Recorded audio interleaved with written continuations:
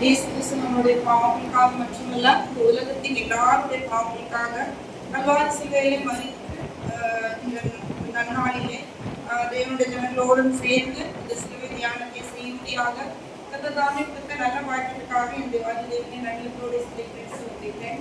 நம்ம எல்லாருக்குமே தெரியும், இயேசு நம்மளை மீட்கப்படும்படியாக அவருடைய ரத்தம் சிந்தப்பட்டது.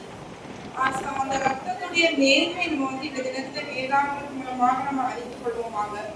இயேசுடைய ரத்தம் சிந்தப்படுகிறதுக்காக வேதாகமத்திலே பழைய பாடலே அநேகருடைய ரத்தம் சிந்தப்பட்டிருக்கிறது. அவர்கள் யார் யாருடைய ரத்தம் சிந்தப்பட்டிருக்கிறது ஃபர்ஸ்ட் அந்த காரியங்களை நாம் பார்த்து, அதுக்கப்புறம் இயேசுடைய ரத்தம் நமக்காக எப்படி சிந்தப்பட்டது, எதுக்காக சிந்தப்பட்டது, அதனால நமக்கு என்ன கிடைக்குதுங்கிற விஷயத்தை குறித்து நம்ம இந்த தினத்தை தியானிக்குமாக. முதலாவது, இந்த ரத்தம்னா வேதாகம் என்ன சொல்ற, ரத்தத்துல உயிர் இருக்கு. இந்த ரத்தத்தின் மூலமாகத்தான் கர்த்தர் நம்மை மீட்டு கொண்டார்.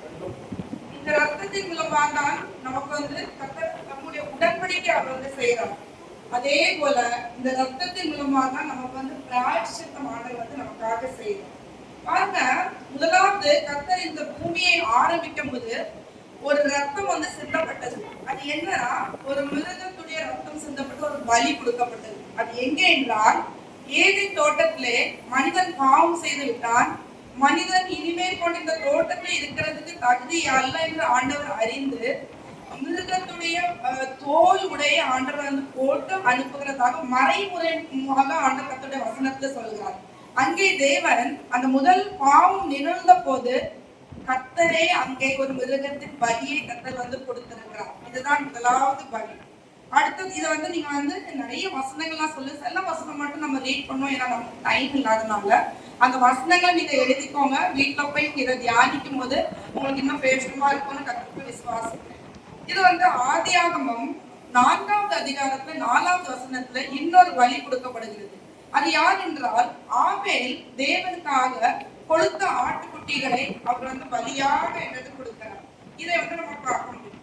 இந்த பலி முறைமை எங்க நம்ம இதை குறித்து அதிகமாக தேவன் எழுதி வைத்திருக்கிறார்னா, லேவியாராகமம் புஸ்தகத்துல ஒரு வசனத்தை படிக்கலாம். லேவியாராகமம் 17வது அதிகாரம் 11வது வசனம். மாம்சத்தின் உயிர் இரத்தத்தில் இருக்கிறது. நான் அதை உங்களுக்கு பலிபீடத்தின் மேல் உங்கள் ஆத்மாக்களுக்காக பாவ நிவர்த்தி செய்யும்படிக்கு கட்டளையிட்டேன். ஆத்மாவிற்காக பாவ நிவர்த்தி செய்கிறது இரத்தமே. அடுத்தது, இந்த உலகத்தை அநேக அநியாயமாக அப்பாவிகளுடைய ரத்தம் சிந்தப்படுகிறது.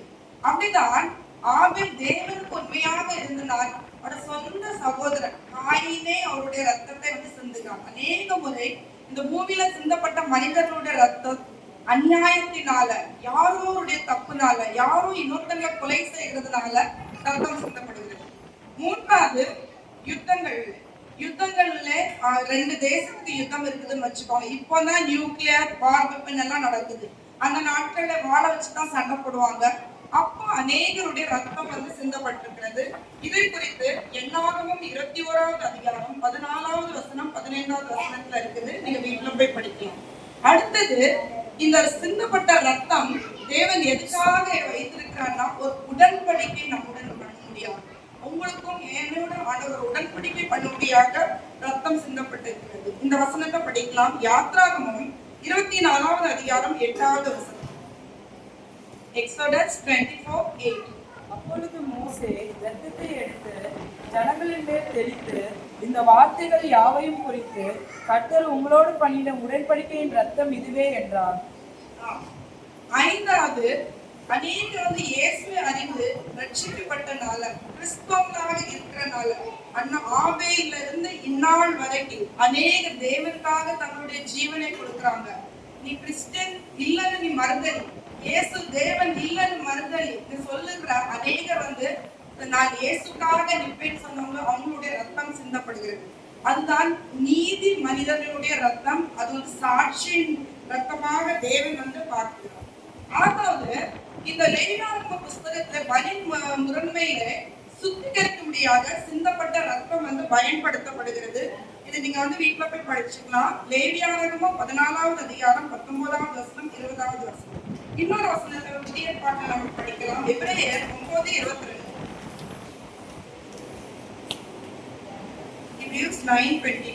நியாய பிரமாணத்தின்படி கொஞ்சம் புரிய எல்லாம் இரத்தத்தினாலே சுத்தரிக்கப்படும், ரத்தம் சிந்தும் அல்லாமல் மன்னிப்பு உண்டாகாது. இப்ப தெரியுதா இயேசு எதுக்காக வேண்டி அவருடைய ரத்தம் சிந்தப்பட்டாதான் நமக்கு வந்து பாவ மன்னிப்பு, ரத்தம் சிந்தப்பட்டாதான் மன்னிப்பு உண்டு. அதனால எந்த மனிதனுக்காக மறித்தாலும் மீட்பு கிடையாது. அந்த தேவனே பாவில்லாத அவர் வந்து நமக்காக மறிக்க வேண்டும் என்று கர்த்தருடைய சித்தமாக இருந்தனாலதான் அவர் இந்த மரணத்துல எது ரொம்ப கொடிய மரணம் என்றால் ரோம சேவர்கள் சிலுவையில அடைகிற அந்த மரணம் தான் கொடிய மரணம். அந்த கொடிய மரணத்தை தேவன் உங்களுக்காக எனக்காக அவர் வந்து தெரிந்து கொள்கிறார். அவர் மூலமாக நம்ம வந்து நித்திய ஜீவனை பெற்றுக்கொள்ள முடியாது. மத்தேயு 26வது அதிகாரம் 28வது வசனம், 1 யோவான் 1:7. நீங்க வீட்டுல போய் படிக்கலாம்.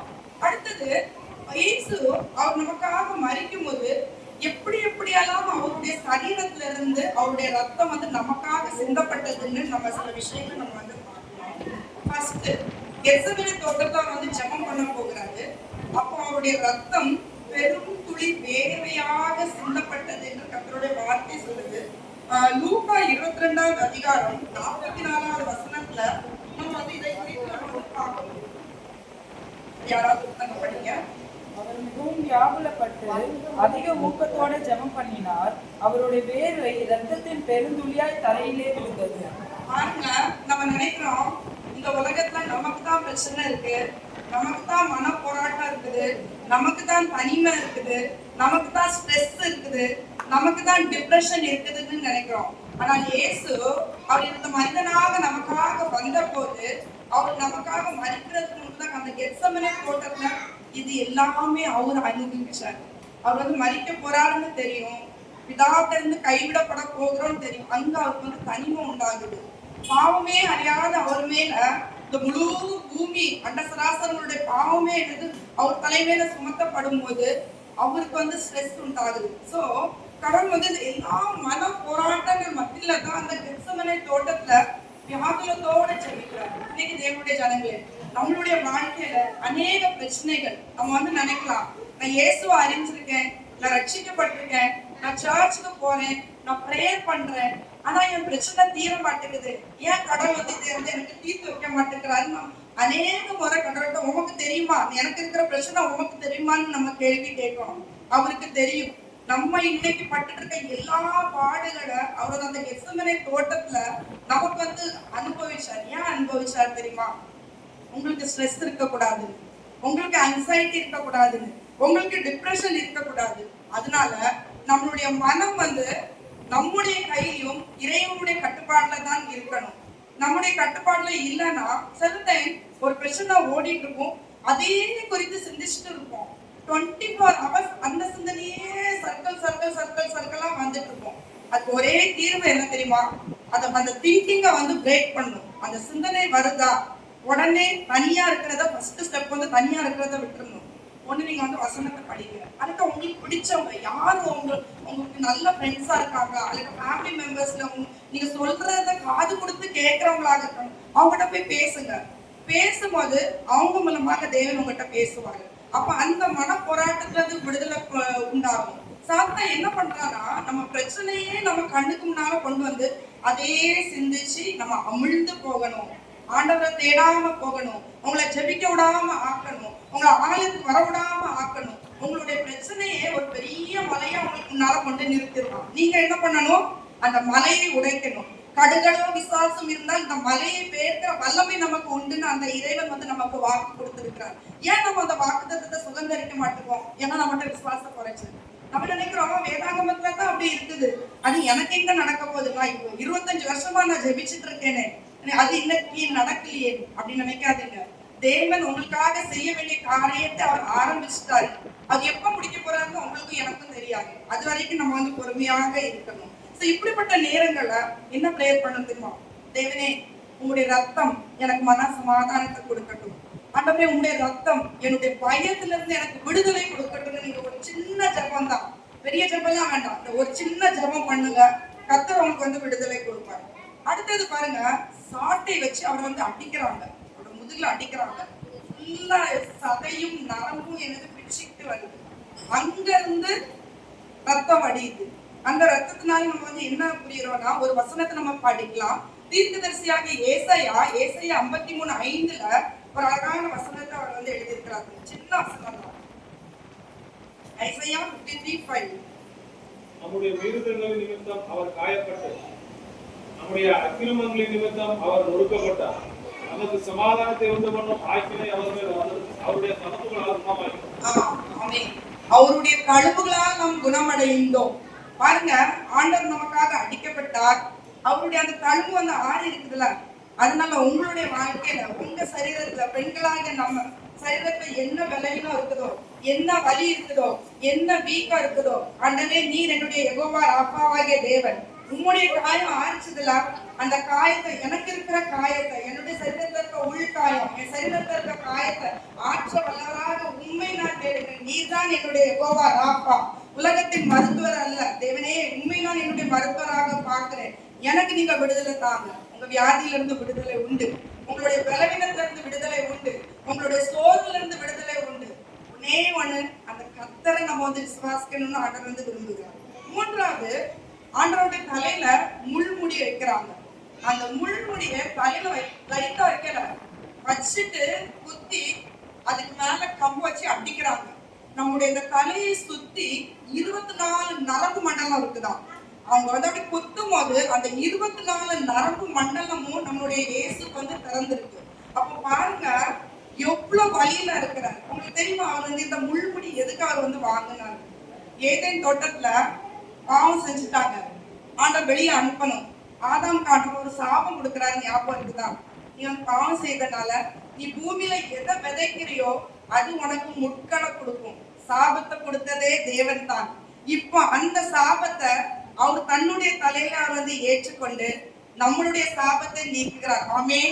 நம்மளுடைய குடும்பத்திலே வம்சமாக எனது சாபங்கள் இது இவங்களுடைய தாத்தா காலத்துல இருக்குது, இவங்க அம்மா அப்பா காலத்துல இருக்குது, இவங்களோட பாட்டி காலத்துல இருக்குது, உனக்கும் இது தொடரணும்னு யாராவது சொல்றாங்களா? நம்பாதீங்க. வம்சமாக வருகிற சாபத்தை நீக்கிற தேவன் உங்களுக்காக அந்த சாபத்தை விடுதலை கொடுத்திருக்கிற இயேசு நம்மளுடன் இருக்கிறபடினால் அந்த சாபத்துல இருந்து நமக்கு வந்து மீட்பு உண்டு. அடுத்தது 4வது விஷயத்தை நம்ம வந்து பார்க்கலாம். 4வது வந்து என்னன்னா, அவருடைய முதுகுல பயங்கரமா அடிக்கிறாங்க. அடிச்சு அந்த முதுகு வந்து, நம்ம முதுகுல வந்து ஏதாவது பொஜத்தை சுமக்கணும்னா முதுகுல தான் வைக்கிறாங்க. இப்ப நம்ம நிறைய பேர் வந்து இந்த லேபர்ஸ் எல்லாம் நம்ம வந்து பாக்குறோம், ஒரு மூட்டையே எனக்கு முதுகுல தான் எனக்கு தூக்கி வச்சுட்டு போறாங்க. இப்போ அவினாஷ் கூட அந்த பாயிண்ட் சொன்னாங்க, ஆல்ரெடி ஆண்டவரை வந்து சவுக்க வச்சு பயங்கரமா அடிச்சாச்சு. அதுக்கு மேல 156 கிலோ சிலுவை, அந்த சிலுவை முட்டை வந்து வைக்கும் போது திறந்திருக்கிற அந்த சதையில முட்டை வச்சு அவரை நடக்க வச்சிருக்காங்க. அப்போ இதுக்காக வேண்டித்தான் கர்த்தருடைய வார்த்தை என்ன சொல்லுதுன்னா, அவன் நம்மளுடைய சுமை தாங்கி. நம்ம நினைக்கிறோம் நமக்கு இருக்க எல்லா பிரச்சனையும் நம்ம தலைமையில தூக்கி வச்சுக்கிறோம், உலகத்தையே நம்ம தான் சுமக்கிற மாதிரி நமக்கு நினைப்பு. ஆனா நம்மளுடைய சுமை தாங்கி இறைவன் நமக்காக என்னது இருக்கிறார். அவரிடத்துல வந்து சுமையை நம்ம வந்து கொடுக்க முடியும். சுமை தாங்கி சுமக்கின்ற போது சுமைகளை நீயும் சுமக்கின்ற வேண்டும்.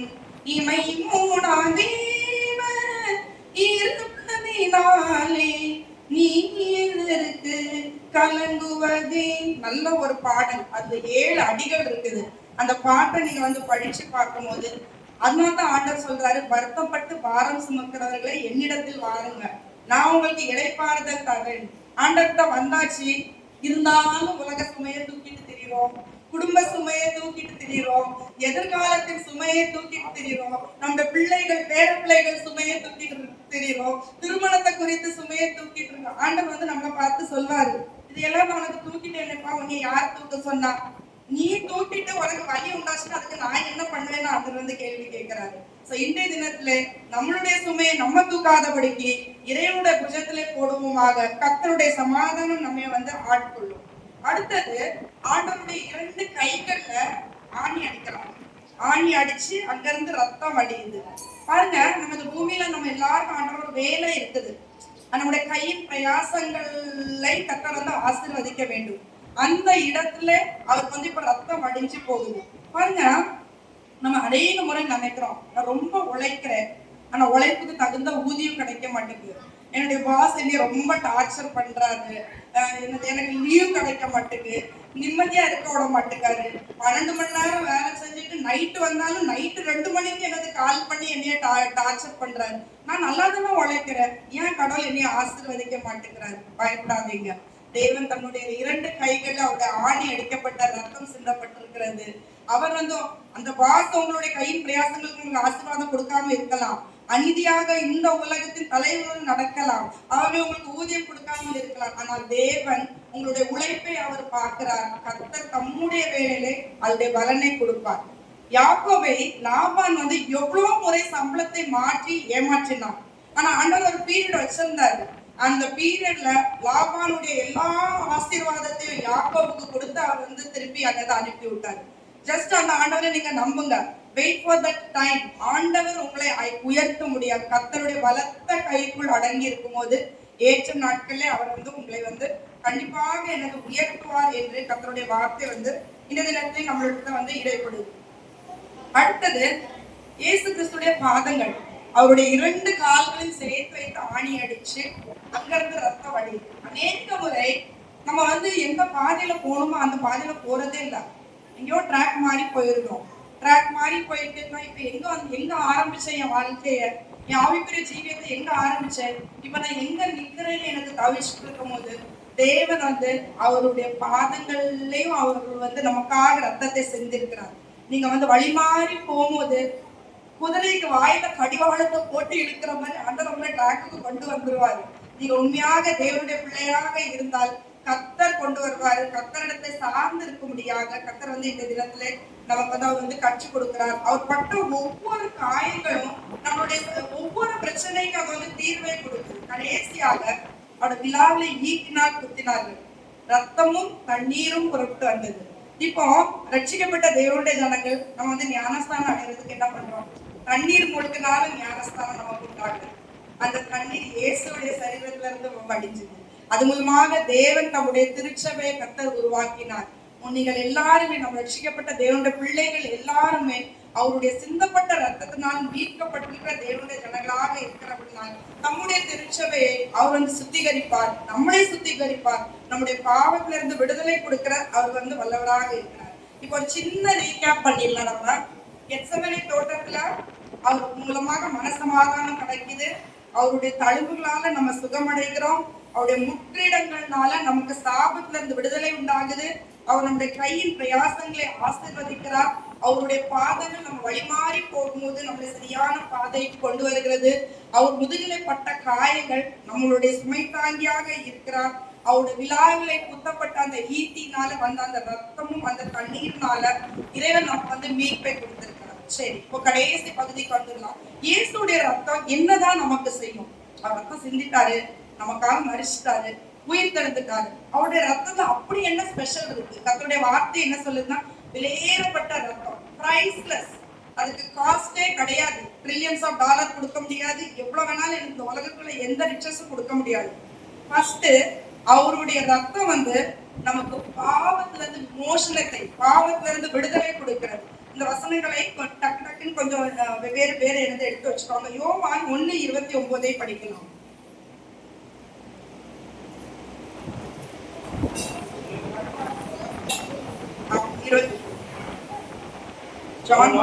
யோவான் இயேசுவை தன்னிடத்தில் வர கண்டு, இதோ உலகத்தில் பாவத்தை சுமந்து இருக்கிற தெய்வாட்டுக்குட்டி. அடுத்தது பாருங்க, இயேசுடைய சிந்தப்பட்ட ரத்தம் பிதாவுடைய கோபாக்கினிலிருந்து நம்ம எல்லாருக்கும் விடுதலை கொடுக்கிறது. இந்த வசனத்தை படிக்கலாம். 1 யோவான் 2:2. இயேசுவும் அவருடைய சீடரும் அந்த கல்யாணத்திற்கு 1 யோவான் 2:2.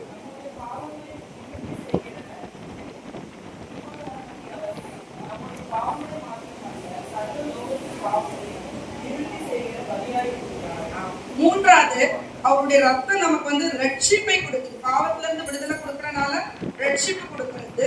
எபேசியர் 1:7.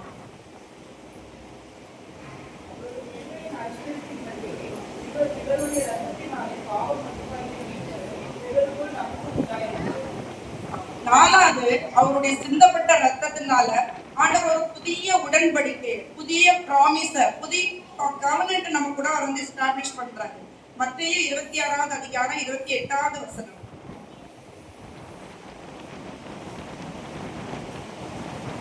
பாவ மன்னிப்பு உண்டாகும்படி அநேகருக்காக சிந்தப்படுகிற புது உடன்படிக்கைக்குரிய என்னுடைய இரத்தமாய் இருக்கிறது. 5வது அவருடைய ரத்தம் எல்லா விசுவாசிகள் இந்த உலகத்துல எந்தெந்த திருச்சபையில இயேசுவை சொந்த ரட்சகராக ஏற்றுக்கொண்டு ரட்சிக்கப்பட்டாங்களோ எல்லா விசுவாசிகளுடைய பாவத்தை சுத்திகரிக்கிறது. எபிரேயர் 9வது அதிகாரம் 14வது வசனம்.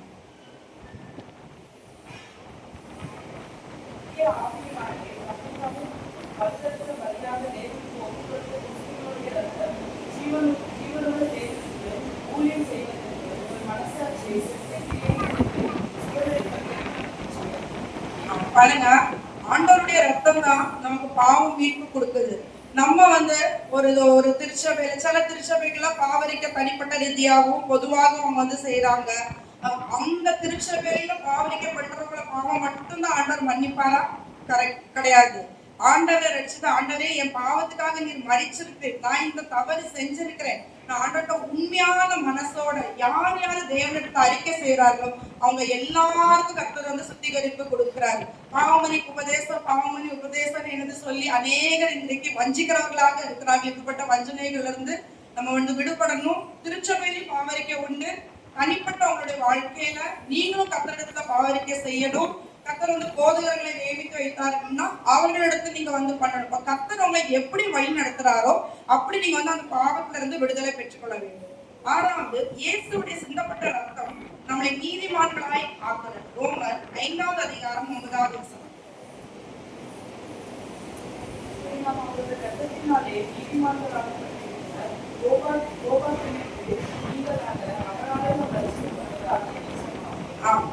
பாருங்க, அவர் நம்மளை நீதிமான் ஆக்குறாரு.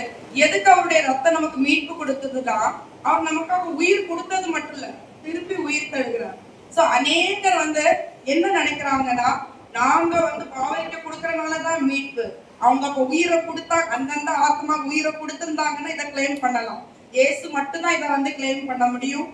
இதுக்கு ஒரு வசனத்தை நம்ம பார்த்துக்கலாம். எபிரேயர் 9வது அதிகாரம் 14வது வசனம்.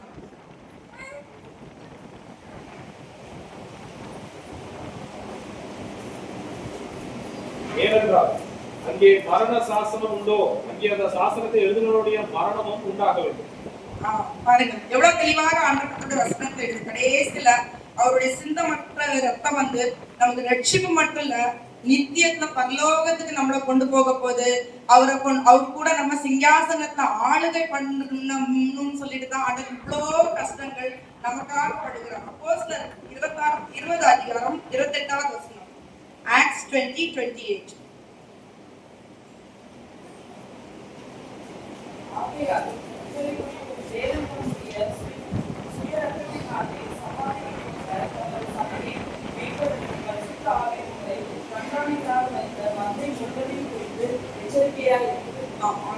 பாருங்க, நம்ம நினைக்கிறோம் நிறைய பாடல்கள்ல இயேசுடைய 5 காரியங்கள்னு சொல்லுவாங்க. ஆனா அந்த 5 காரியங்கள் இன்னைக்கு நமக்கு எடுக்கப்பட்ட டாபிக் எல்லாமே 7 எடுத்தோம். 7 நாளே கம்ப்ளீட்னஸ், சரிங்களா? அப்போ இயேசுக்கு 7 காயங்கள் தான். இங்க ஒரு காயமா 1, இது 3, இது 5, இங்க 6, அப்புறம் இது 7. இந்த 7 காயங்கள் அதுல இருந்து சிந்தப்பட்ட ரத்தத்தினாலே நமக்கு என்ன கிடைத்ததுங்கிற அநேக விஷயங்களை தியானிக்க முடியாத நம்ம வந்து கர்த்தருடைய ரத்தம் நமக்காக சிந்தப்பட்டிருக்கிற உணர்வோடு நம்மளுடைய வாழ்க்கையை கழிக்க முடியாத, பரிசுத்தமாக வாழ முடியாத, கர்த்தர்கள் உருவாக முடியாத கர்த்தர் நம்ம ஒவ்வொரு பேருக்கும் அனுகிரகம் செய்வாராக. கர்த்தர் இந்த வார்த்தையை ஆசீர்வதிப்பார். ஆமென். ஹல்லேலூயா.